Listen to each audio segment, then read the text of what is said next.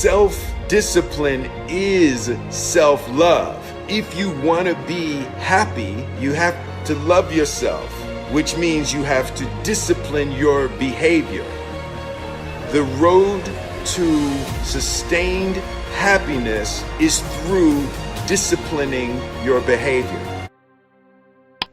Welcome to Expert Extra, where we're looking at self-discipline.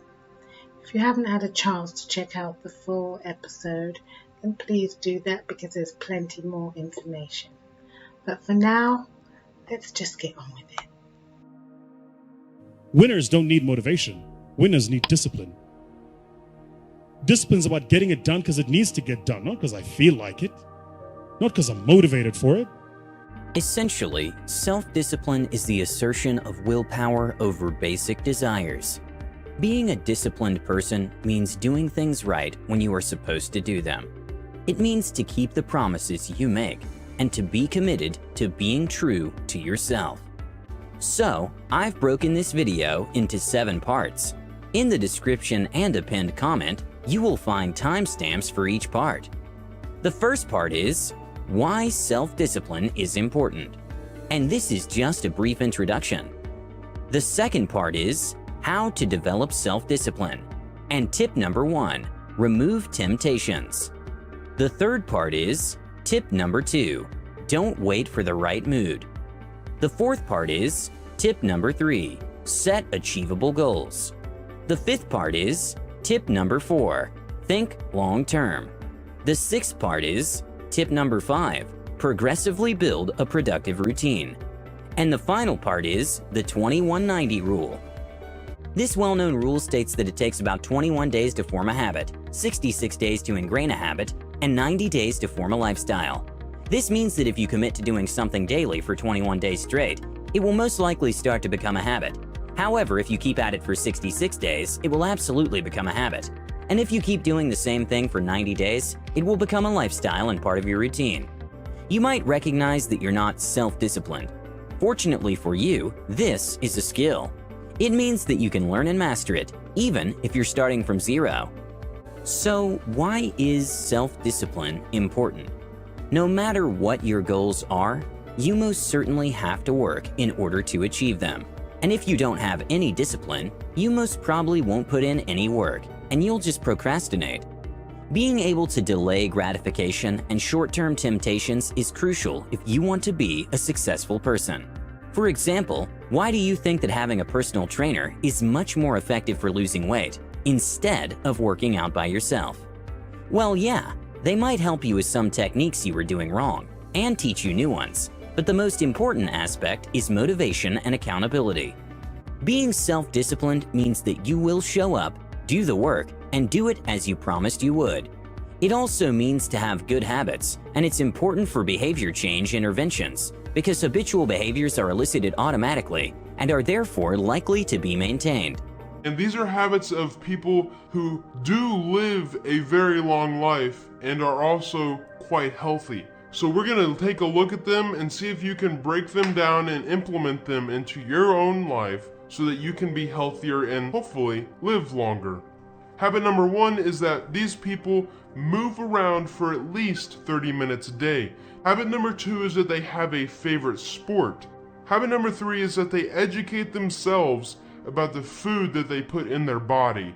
Habit number 4 is that they have a meal plan. Habit number 5 is sex. Habit 6, to drink at least 2 liters of water a day. Habit number 8 is that they are outside a lot. Now I got all kinds of numbers on this, from 2 hours to 8 hours of sunlight. Habit number 8 is that they get at least 7 hours of quality sleep. Habit number 9 is that they meditate frequently. But anyways, habit number 10 is that they smile. They smile a lot.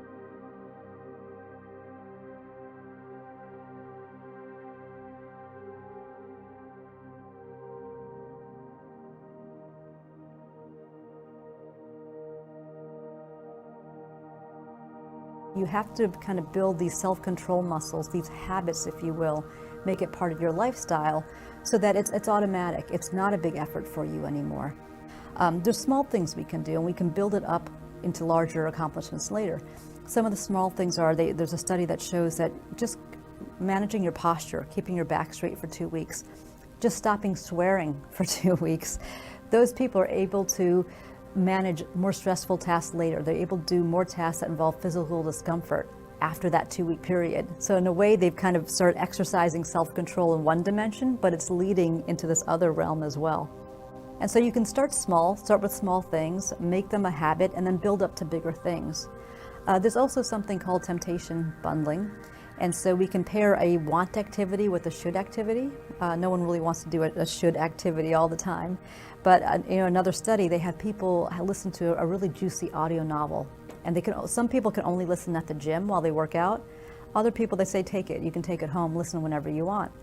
And the people where the novel is tied to the gym, they go to the gym much more frequently than the people who get to listen to this novel all the time. And in fact, after the experiment is over, that group of people actually wants to pay to stay on the experiment because it's so successful that it forces them to go to the gym all the time. And so we can pair like a should activity with the want activity to get us to do those things, and hopefully those things then become habit over time. Abraham Lincoln once said, "The best way to predict the future is to create it." The difference between successful and unsuccessful people is that successful people take action. If they don't like something, they don't complain about it. They work to change it. So I need you to ask yourself the following questions.